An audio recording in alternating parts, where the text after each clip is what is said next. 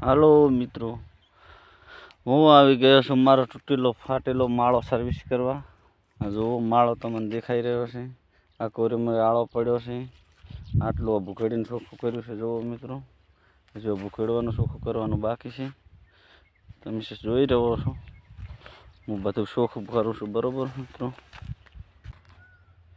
હાલો મિત્રો,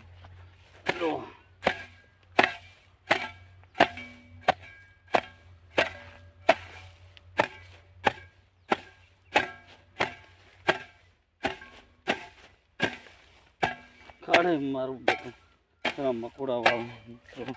ઉતારે હજુ બધું કમ્પ્લીટ કરું ખરું.